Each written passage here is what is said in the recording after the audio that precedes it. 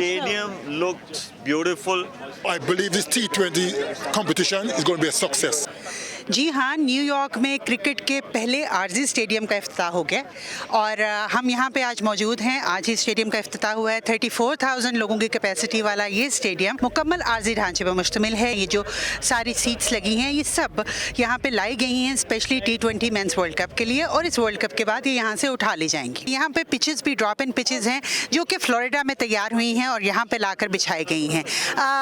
ICC का ये कहना है कि ये सारी की सारी फैसिलिटी बिल्कुल इंटरनेशनल लेवल की है। आज स्टेडियम के इफ्तिताह के मौके पर यहाँ पे एक प्रेस कॉन्फ्रेंस हुई जहाँ पे नासिक काउंटी के काउंटी एग्जीक्यूटिव ब्रूस ब्लैकमैन के अलावा ICC के रिप्रेजेंटेटिव्स, अमेरिका की नेशनल टीम के खिलाड़ी, पाकिस्तानी खिलाड़ी शोएब मलिक के साथ साथ अमेरिका की लीडिंग स्पोर्ट्स के एथलीट्स भी यहाँ पे मौजूद थे जिन्होंने इस नई गेम को इस मुल्क में वेलकम कहा। और इस स्टेडियम के हवाले से और इस गेम के हवाले से इन सबकी बहुत हाई एक्सपेक्टेशंस हैं। प्लेयर्स बाद में मीडिया से घुल मिल गए।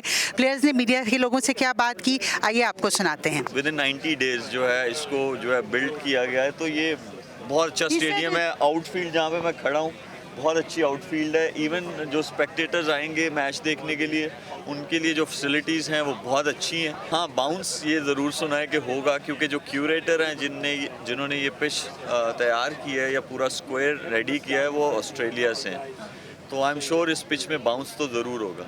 I'm excited about it because when you mention the United States, cricket isn't the first sport you will think of.